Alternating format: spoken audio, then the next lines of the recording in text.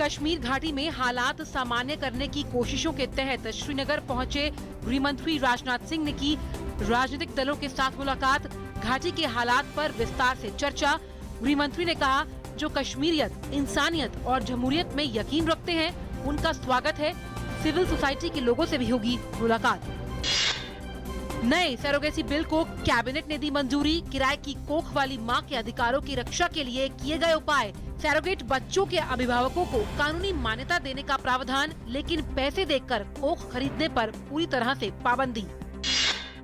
देश के कई राज्यों में जारी है बाढ़ का कहर। यूपी, बिहार, बंगाल में हालात ज्यादा खराब। यूपी में गंगा और यमुना समेत तमाम नदियां खतरे के निशान से ऊपर। वाराणसी में स्थानीय अधिकारियों के संपर्क में है पीएमओ। हिंदुस्तान से लेकर म्यांमार तक कांपी धरती।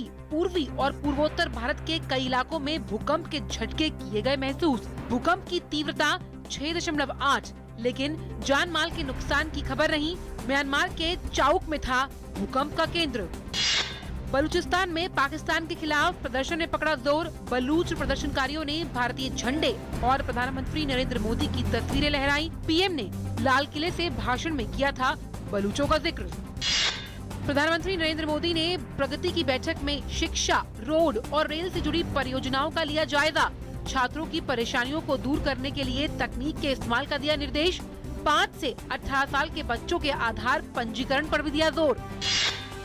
मंत्रिमंडल ने आज फिजी के साथ एक ऐसा नया हवाई सेवा समझौता करने के प्रस्ताव को मंजूरी दी, जिसके तहत भारतीय नागर विमानन सेवा कंपनियों को फिजी में किसी भी जगह के लिए उड़ानें भरने की छूट होगी।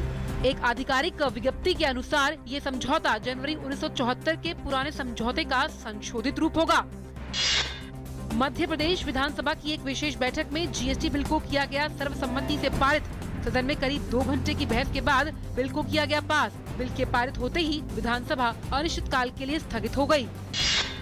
केंद्रीय पेट्रोलियम एवं प्राकृतिक गैस मंत्री धर्मेंद्र प्रधान के नेतृत्व में ओडिशा से आए एक प्रतिनिधि मंडल ने आज नई दिल्ली में केंद्रीय जल संसाधन, नदी विकास और गंगा संरक्षण मंत्री उमा भारती से की मुलाकात। इस मुलाकात में इस बात का अनुरोध किया गया कि वे महानदी जल विवाद के मुद्दे का जल्द से जल्द समाधान करें। सुप्रीम कोर्ट ने आज दही हांडी की ऊंचाई में बदलाव करने से इनकार कर दिया। सुप्रीम कोर्ट ने 20 फीट से ज्यादा ऊंचाई पर दही हांडी टांगने से रोक लगाई है। साथ ही 18 साल से कम उम्र के लोगों को इस प्रतियोगिता में हिस्सा लेने पर भी रोक लगा दी है। केंद्रीय इलेक्ट्रॉनिक्स और सूचना एवं प्रौद्योगिकी मंत्री रविशंकर प्रसाद ने आज कहा कि सरकार अपनी 100 वेबसाइटों को दिव्यांग अनुकूल बनाना चाहती है और ऐसी 16 वेबसाइट तैयार हैं। इसी के साथ ही उन्होंने दावा किया 125 करोड़ लोगों में से 104 करोड़ के पास आधार कार्ड है, जिसकी डिजिटल पुष्टि हो सकती है। रोम और मध्य इटली में आज तड़के भूकंप के झटके महसूस किए गए, जिसकी तीव्रता 6.2 आंकी गई। भूकंप में अब तक कई लोगों की मौत की खबर सामने आई है। भूकंप का केंद्र रोम के पूर्वोत्तर में रायती के पास था। विश्व बैंक के नए अध्यक्ष के लिए चयन प्रक्रिया की शुरुआत हो चुकी है। विश्व बैंक के मौजूदा प्रमुख जिम यांग किम दूसरे कार्यकाल के लिए भी दावेदारों में शामिल होंगे। विश्व बैंक के कार्यकारी निदेशकों ने कहा कि इस मामले में खुली, पारदर्शी, पात्रता आधारित चयन प्रक्रिया को समर्थन दिया गया है और सभी सदस्य देशों के लिए नामांकन खुला रहेगा। ओलंपिक ध्वज आज टोक्यो पहुंच गया, जहां जापान की राजधानी टोक्यो में 2020 ओलंपिक खेलों की मेजबानी होनी है। रियो 2016 खेलों में उतार चढ़ाव के बाद अधिकारियों ने वादा किया कि अगले खेल बिना किसी समस्या के होंगे। हरियाणा सरकार ने पहलवान साक्षी मलिक को बनाया बेटी बचाओ अभियान का ब्रांड एम्बेसडर। रियो ओलंपिक में कांस्य पदक जीतने वाली साक्षी मलिक का नई दिल्ली हवाई अड्डे पर जोरदार स्वागत।